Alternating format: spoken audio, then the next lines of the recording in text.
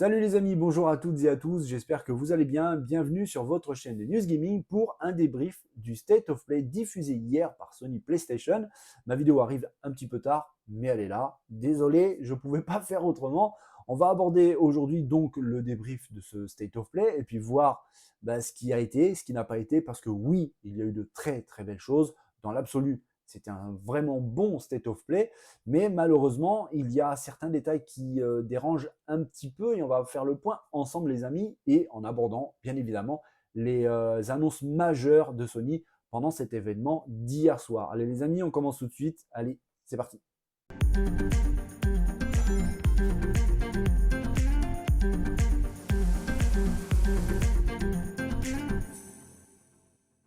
Alors, qu'est-ce que j'ai pensé de ce State of Play, les amis? C'est assez compliqué en fait pour vous donner vraiment une vraie réponse. Parce que d'un côté, je l'ai trouvé vraiment bon. Alors, c'est pas le meilleur et le plus grand State of Play de l'histoire des State of Play, mais franchement, entre nous, c'était vraiment pas mal. Surtout quand on pense aux dernières prises de parole de Sony, notamment le dernier showcase de cet été qui était franchement assez moyennasse, on va pas se mentir. Bah là, si on devrait à la limite même les comparer en brut, celui-ci, était vraiment excellent. Maintenant, malheureusement, il y a deux aspects dans ce State of Play qui me mettent un petit peu sur la réserve. Je vous rappelle qu'au moment où je vous avais annoncé ce State of Play, je vous avais dit que Sony allait revenir sur les jeux indépendants et la réalité virtuelle avec le PSVR 2. Eh bien, c'est justement sur ces deux éléments, surtout l'un d'entre eux qui m'inquiète d'ailleurs un petit peu, où j'ai une réserve et on va y venir très bientôt. Mais avant de commencer vraiment le jeu présenté pendant ce State of Play, on va commencer avec une des choses que Sony a présentées, c'est-à-dire des accessoires qui arrivent sur console PS5, accessoires accompagnés de nouvelles manettes DualSense. Euh, Ces accessoires sont au nombre de 3, avec 3 nouvelles couleurs. Il y a le Volcanic Red, le Cobalt Blue, qu'on voit ici, et aussi le Sterling Silver. Ce sont des coques pour habiller vos consoles PS5, accompagnées donc de manettes qui reprennent la même couleur que la coque. Il faut savoir que les sorties sont un petit peu en différé, en décalé. Par exemple, le Volcanic Red et le Cobalt Blue sortiront à partir du 3 novembre prochain, c'est dans pas très longtemps. En ce qui concerne la troisième couleur qu'on voit à l'écran actuellement, le Sterling Silver, c'est un petit peu plus tard, quasiment à la fin du mois de janvier prochain, pour le 26 janvier pour être exact. Au niveau des prix, en fait, c'est assez simple. Pour la manette, il faudra débourser quasiment 65 €, 64,99 centimes pour être exact. Et la coque, c'est en gros 50 € parce qu'elle est affichée à 49,99 €. C'est assez joli, ça permet d'apporter un petit peu plus de couleur. Je ne sais pas si ça va se vendre comme des petits pains, mais en tout cas pour les personnes qui veulent changer un peu les couleurs de sa console, et puis pour les collectionneurs, on sait qu'il y en a qui collectionnent les manettes, ça se fait beaucoup dans l'univers Xbox, eh bien ils vont pouvoir le faire moyennant 65 € la manette. C'est pas super excessif, mais on sait qu'aujourd'hui tout commence à coûter beaucoup trop cher. Alors est-ce que ça va se vendre comme des petits pains? On verra. Et là maintenant les amis, on va aborder le jeu véritablement, parce que quand on parle de State of Play, on veut voir aussi du jeu, et ça a commencé avec un jeu qui s'annonce complètement loufoque, barré, complètement dingue. On peut utiliser tous les superlatifs possibles, mais en tout cas on va le voir sur les plateformes de streaming, notamment Twitch. Ça c'est sûr et certain. Si moi j'avais la fibre, je reprendrais mon compte Twitch et franchement je partagerais des parties complètement folles avec ce titre qui vraiment s'annonce absolument barré. Baby Steps, quand je vois ce personnage, j'ai l'impression qu'il n'a pas de squelette, ou alors que les muscles sont restés au soleil un peu trop longtemps.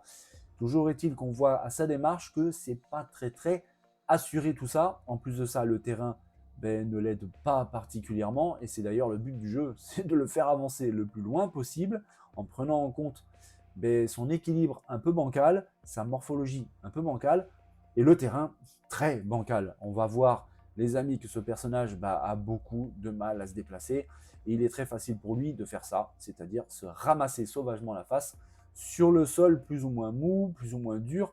Il prend très cher. Vraiment, ce jeu est un jeu, vous l'avez vu, indépendant, qui est développé par Devolver, éditeur et développeur indépendant, et c'est quasiment le seul, c'est même le seul jeu indépendant présenté pendant ce State of Play. Il fait partie un petit peu de cette petite, entre guillemets, déception que j'ai eue pendant ce State of Play, parce que oui, bah, il y avait, en tout cas dans la prise de parole de Sony, comme quoi ils allaient revenir sur les jeux indés. Bah, il n'en a pas eu tant que ça, en fait, hein, à part ce Baby Steps, même si ça s'annonce complètement barré, complètement dingo. D'ailleurs, ça promet des heures et des heures de fou rire, même des heures et des heures de crise de nerfs. J'en connais certains qui vont s'arracher les cheveux. Moi, perso, je ne peux plus faire ça, mais je trouverai autre chose à arracher, ne vous inquiétez pas. Je sais à quoi vous pensez, mais non, ça ne sera pas ça. En tout cas, visuellement, bah, on a compris, hein, c'est pas un jeu nouvelle génération, on n'a pas besoin d'une PS5 pour faire tourner ce titre. Toujours est-il que oui, c'est une exclue PS5 qui sortira donc sur PlayStation et PC. On verra ce qu'il en est parce que c'est pas pour tout de suite, hein. Devolver Digital a dévoilé non pas la date, mais une fenêtre de sortie. C'est prévu pour l'été 2024, les amis. En tout cas, moi je l'attends parce que je pense qu'il y a moyen de rigoler avec ce Baby Steps. Autre jeu qui a été présenté pendant ce State of Play, un jeu qui était presque normal, logique de le voir arriver sur console PlayStation et surtout PSVR, parce que là, on aborde la courte fenêtre de jeu PSVR 2, et vous allez voir pourquoi je dis courte. Ce jeu, c'est Ghostbusters. C'était normal de le voir arriver parce qu'il était déjà sur PC et MetaQuest. Et puis en plus de ça, le film, la licence Ghostbusters appartient à Sony Pictures, qui est l'entité de Sony qui s'occupe du cinéma, des séries. Et donc le voir arriver sur console, bah, c'était logique. Le voir arriver sur PSVR 2, bah, c'est bien, c'est même très très bien. D'ailleurs, le jeu est plutôt joli, c'est assez simple, mais c'est plutôt joli. Ça promet des heures et des heures de jeu assez fun, surtout qu'on peut y jouer en coop avec des amis. On va voir un petit peu ce qu'il en est au moment de sa sortie.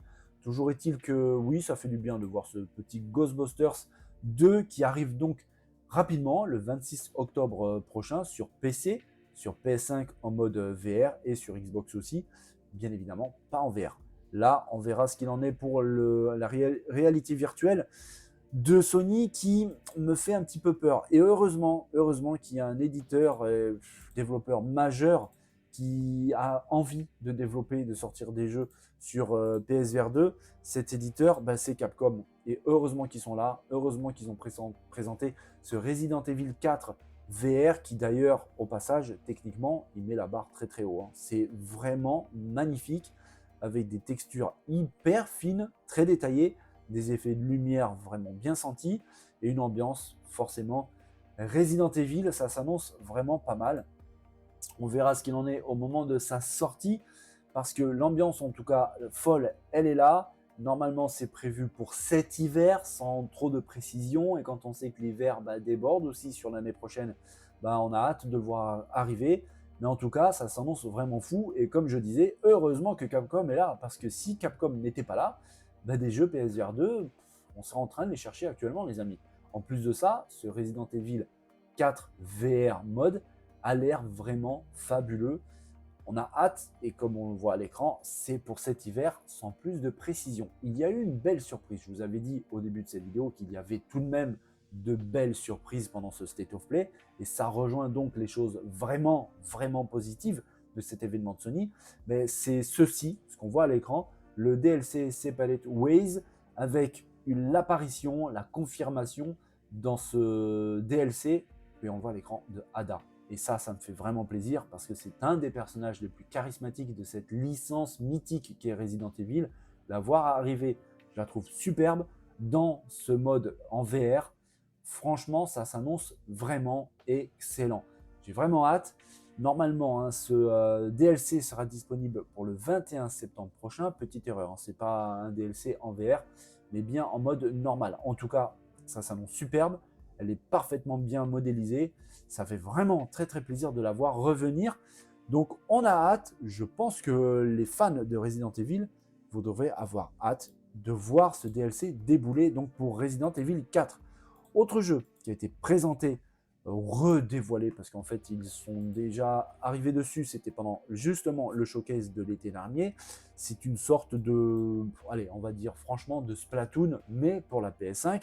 Le jeu qui est développé par Square Enix, Foam Stars, qui met exactement les mêmes ingrédients que Splatoon, sauf qu'au lieu d'avoir de la peinture pour pouvoir gagner du terrain face à vos ennemis, eh bien c'est tout simplement une sorte de mousse qui a l'air plutôt bien rendue d'ailleurs à l'écran, mais toujours est-il que ça ne révolutionne pas le jeu. Mais en même temps, bah, ce jeu n'existait pas avant dans l'univers de PlayStation. Donc je pense que ceux qui regardaient un petit peu du coin de l'œil Splatoon seront contents, heureux de voir arriver un équivalent développé par Square Enix sur console PlayStation. Pour l'instant, on n'en sait pas plus au niveau de sa sortie qu'un vague 2024.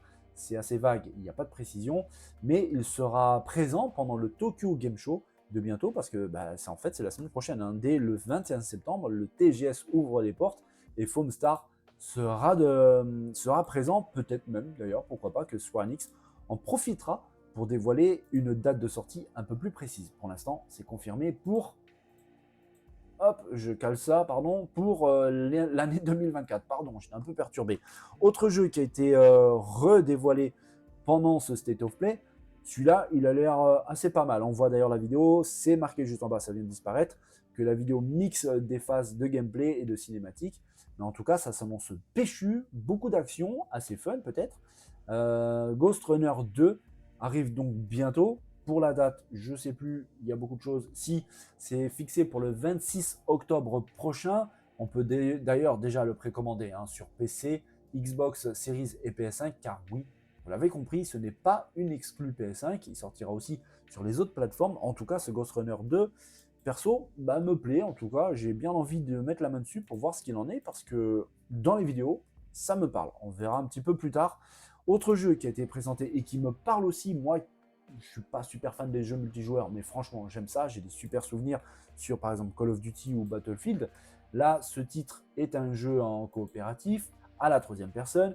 Helldivers 2, qui a d'ailleurs été aussi présenté au dernier PlayStation Showcase de cet été, et qui avait un petit peu attiré l'attention, surtout avec ses références à diverses œuvres cinématographiques. On reconnaît très très évidemment, bien sûr, pendant les phases d'action, le film Starship Troopers, où on fait face à des insectes absolument gigantesques, des hordes d'insectes très très agressives. Là, vous serez donc accompagné de vos compagnons, car oui, c'est un jeu multijoueur, donc on peut jouer avec des amis, avec des potes, pour pouvoir éradiquer ces insectes qui, certains, sont absolument gigantesques. Et il va falloir faire très attention, les amis, parce que comme je vous l'avais dit pendant le showcase de l'été dernier, le Team Kill a été activé par les développeurs pour ce jeu. Donc prendre une balle perdue d'un pote, ça peut arriver très très vite. Mais rassurez-vous, vous pourrez revenir aussi assez rapidement sur la map, retrouver vos amis pour pouvoir l'aider dans l'éradication de ces insectes. Et on remarque aussi au niveau des vêtements, des armures des personnages. Je vous l'ai dit tout à l'heure que le jeu puise un petit peu à droite et à gauche de l'univers cinématographique. Là, franchement, ça me fait rappeler certaines séries assez récentes de l'univers Star Wars, notamment le Mandalorian. On verra vraiment ce qu'il en est parce que le jeu semble plutôt bon. C'est pas un jeu qui semble absolument magnifique, ça c'est clair et net. Mais en tout cas, au niveau de l'action, elle semble être présente. Avec, on le voit ici d'ailleurs, des phases de vraie coopération avec un ami qui était en train de recharger votre arme pour pouvoir faire face aux ennemis. Ça semble donc plutôt assez intéressant à voir dans les mécaniques de gameplay. Comment ça se passera? Le fun, l'action semble être présente. La réalisation, elle semble plutôt bien sans plus. J'ai pas l'impression d'être vraiment sur PS5. Mais en tout cas, le jeu semble plutôt pas mal. Donc à voir au moment de sa sortie. Autre jeu absolument différent. Il fait partie même des jeux que j'ai vraiment apprécié voir. C'est un petit peu une surprise. C'est surtout un DLC. Le DLC de Tales of Arise Beyond the Dawn qui se dévoile avec donc une vidéo vraiment très très belle. C'est coloré, c'est détaillé, c'est fouillé, c'est riche. C'est un JRPG comme on les aime, avec énormément de choses à voir, à faire. Le scénario semble vraiment très très bon. J'ai véritablement hâte de mettre la main dessus. On verra au moment de sa sortie, parce que ça sort dans pas très très longtemps. C'est le 9 novembre prochain, donc il y a plus longtemps à attendre pour pouvoir mettre la main sur ce titre. Et à noter que ça va faire plaisir à pas mal de monde, ce n'est pas un jeu exclusif à la PS5 parce qu'il sortira également sur PC, sur PS4 aussi, mais aussi sur Xbox One et Xbox Series, que ce soit la S ou la X. Et on voit avec ces images, les panoramas et tout ça, les personnages, que ça s'annonce plutôt très très intéressant, ce Tales of Arise, qui, je pense, va plaire à pas mal de monde, surtout les fans de JRPG. Et en ce moment, il y en a certains, hein, des JRPG plutôt pas mauvais qui arrivent. Celui-là, à mon avis, en fera partie, c'est sûr et certain. Autre jeu et qui fait vraiment référence à une œuvre cinématographique. Je ne suis pas super fan de ces films, même si j'avoue, c'est vraiment de très très haute qualité. Je parlais de Avatar. L'univers de Avatar me plaît. Je ne suis pas un méga fan, mais j'aime le réalisateur, j'aime son travail. Et c'est vrai, il faut l'avouer, les avatars sont plutôt franchement réussis au niveau de la technique. C'est de très très haute volée. Et bien, ce Avatar Frontier of Pandora, développé par Ubisoft, semble véritablement très bon. Par certains moments, j'ai clairement l'impression d'être devant le film, tellement c'est bien rendu, fait, c'est fin, ça a l'air hyper fluide, ça bouge vraiment bien, les couleurs sont vraiment bien choisies. Bref, c'est du Avatar tout craché, on a vraiment l'impression d'y être. Et avec cette vidéo, Ubisoft rassure. Je vous avais dit d'ailleurs sur la chaîne bien souvent que j'avais vraiment l'impression qu'Ubisoft était à un tournant actuellement. Quand je dis tournant, c'est-à-dire que, on le sait, l'éditeur français a traversé des périodes franchement très très compliquées, très difficiles, d'ailleurs assez récemment.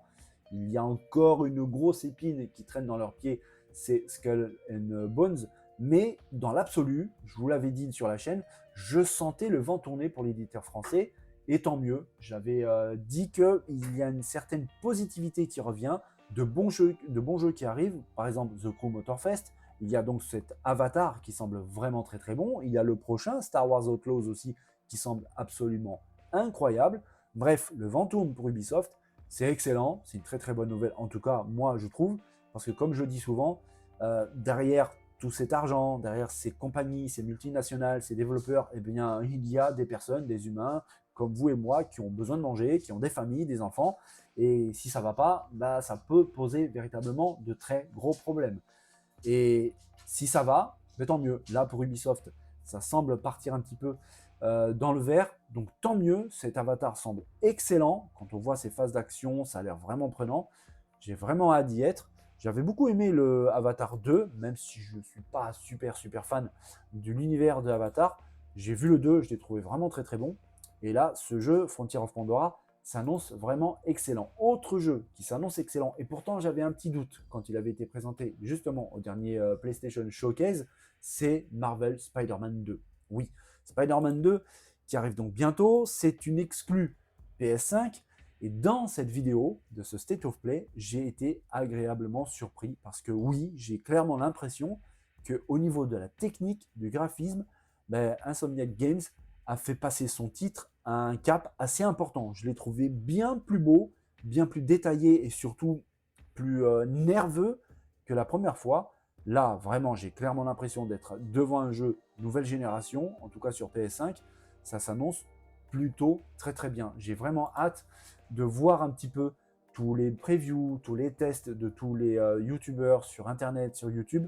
J'ai vraiment hâte parce que on le voit d'ailleurs ici, hein, ça bouge admirablement bien. La ville de New York a l'air fouillée avec de la vie, des véhicules, des personnes absolument partout. On le voit, j'allais aborder les effets de lumière.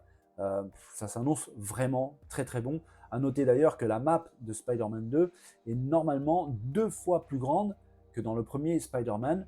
Donc ça promet vraiment quelque chose d'assez colossal. Et au niveau du gameplay, ça s'annonce plutôt pas mal. Donc on verra ce qu'il en est. En tout cas, il sort bientôt, hein, le 20 octobre prochain, en exclu. Donc je vous l'ai dit sur PS5. J'avais mis quelques petites réserves concernant surtout la réalisation du jeu au dernier showcase de cet été de PlayStation. Mais au final, sur ce State of Play, j'ai clairement l'impression que le développeur Insomniac Games a mis les petits plats dans les grands et qu'ils ont fait passer un petit level à son titre. Donc j'ai hâte de vraiment voir ce qu'il en est au niveau des tests. Mais à mon avis, ça semble plutôt bon, en tout cas la réalisation semble vraiment, vraiment léchée. Autre jeu dont la réalisation semble vraiment pas mal, c'est Final Fantasy VII Rebirth. C'est un des 3-4 jeux que j'ai vraiment adoré voir sur ce State of Play. Il semble absolument magnifique. Alors, petit détail, hein, il est développé sous Unreal Engine 5, donc forcément ça aide un petit peu, mais il a vraiment sa patte Final Fantasy, il a vraiment sa patte Square Enix. C'est de toute beauté, tout semble vraiment très très beau. Et pour le scénario, évidemment, il reprend dans les grandes lignes le jeu qui était sorti, si je dis pas de bêtises, en 96-97 sur la première PlayStation de l'histoire, qui a été un succès absolument monstrueux, colossal, même si, et attention les amis, ce jeu aura quand même un petit supplément au niveau du scénario. Les développeurs ont rajouté des petites subtilités, ont pris quelques libertés au niveau de l'histoire. En tout cas, j'ai hâte. Ça semble vraiment beau, très riche, très détaillé, avec des personnages emblématiques de la saga. Et il n'y a plus qu'à attendre maintenant jusqu'au 29 février prochain, parce que oui, Square Enix a décidé de dévoiler enfin la date de sortie de ce Final Fantasy VII Rebirth. C'est donc, je répète, le 29 février prochain. Il y a un petit moment à attendre, mais c'est pas non plus super long. Ça va faire monter la hype, ça c'est sûr, avec des nouvelles vidéos qui vont arriver, ça c'est sûr. Autre chose qui est sûr, s'il y a bien un jeu qui va se vendre par paquet, par millions, qui va risquer même de faire booster encore les ventes de la PS5, eh bien c'est ce titre, Final Fantasy VII Rebirth, qui s'annonce complètement dingo. Voilà les amis donc pour ce débrief sur le State of Play de PlayStation, qui était vraiment très très bon, franchement. Dites-moi dans les commentaires ce que vous avez pensé de ce State of Play. Il y a eu des belles surprises, il y a eu vraiment de très belles vidéos, de bons jeux, des choses vraiment très intéressantes et qui rassurent un petit peu pour le futur de la PlayStation. Franchement, moi en tout cas, c'est le cas. Mais en même temps, comme je vous ai dit, un petit peu mi-figue, mi-raisin, avec deux petites déceptions. Sony avait parlé de l'indépendant, il n'y a pas eu tant que ça. Franchement, certes, le jeu est fun, il va être très très drôle, à mourir de rire, mais c'est tout. C'est très très pauvre. Quand on parle de mettre en avant l'indé, j'étais en droit d'espérer un petit peu plus. Quand on voit ce que fait la concurrence, notamment Xbox, sur l'indé, j'aurais espéré franchement du mieux de PlayStation sur ce sujet. À n'en pas douter, ça sera peut-être un petit peu mieux dans un futur, on verra. Et puis aussi la VR. La VR, alors moi, ça me pose un gros problème pour la VR. Déjà, je ne l'ai pas. Je ne peux pas vraiment me donner un vrai avis là-dessus. Mais quand je regarde ça de l'extérieur, je commence à être un petit peu inquiet pour le casque de Sony, pour le PSVR 2, parce que oui, c'est un très très beau périphérique. Il est vraiment bien construit, c'est qualitatif, mais sans jeu, ça reste juste un accessoire en fait. Sans jeu, c'est mort. Sans jeu, ils n'en vendront pas. Et plus ça va, et plus ça devient inquiétant, et plus on pourrait commencer à penser à un gros flop. Il y a des jeux qui sont en développement, il y a des jeux qui vont arriver, mais ça tarde. Je trouve que ça tarde beaucoup trop. Et comme je vous l'ai dit tout à l'heure, heureusement que Capcom est là. Parce que s'il n'y avait pas Capcom, il y aurait déjà beaucoup moins de jeux sur PSVR 2, et surtout des jeux qualitatifs. Parce qu'on ne va pas se mentir, souvent les jeux VR, le nouveau graphisme, c'est pas tellement ça. C'est d'ailleurs, je pense, la chose qui freine surtout l'adhésion du grand public pour la PSVR 2, c'est que passer d'une console nouvelle génération capable d'afficher des images absolument sublimes à un casque de réalité virtuelle qui le fait beaucoup moins bien, ça peut freiner l'adhésion du public sur le casque, qui en plus de ça coûte relativement cher. Capcom, eux, arrivent avec des choses autrement plus qualitatives. Ce Resident Evil en est vraiment l'exemple. Donc heureusement que l'éditeur japonais est là, parce que sinon ça serait encore plus compliqué que ça. J'espère vraiment que la situation va s'améliorer, parce que malheureusement sinon, ça va se diriger, ça risque en tout cas de se diriger vers un flop. Et franchement, j'ai pas envie de ça, parce que oui, le casque en lui-même, niveau technologie, c'est vraiment bon. Donc ça serait vraiment dommage, parce que ça serait un gâchis, tout simplement. Voilà les amis, ce que j'avais à vous dire pour ce State of Play, qui donc au final, en conclusion, m'a quand même pas mal plu. Vous regardez un petit peu dans l'onglet communauté, il y a un petit sondage pour savoir ce que vous en avez pensé. Évidemment, avec la zone de commentaires, on peut partager notre expérience pendant ce State of Play, voir si vous avez été hypé, méga hypé, pas du tout, ou alors carrément déçu. Les amis, j'espère que vous allez passer une belle et bonne soirée. Portez-vous bien, prenez soin de vous, n'oubliez pas de vous amuser, quelle que soit la plateforme. Le plus important, c'est de prendre son pied. Puis je vous dis à très vite, très bientôt sur la chaîne pour un nouvel épisode de News Gaming. Donc les amis, bonne soirée à tous, bye bye.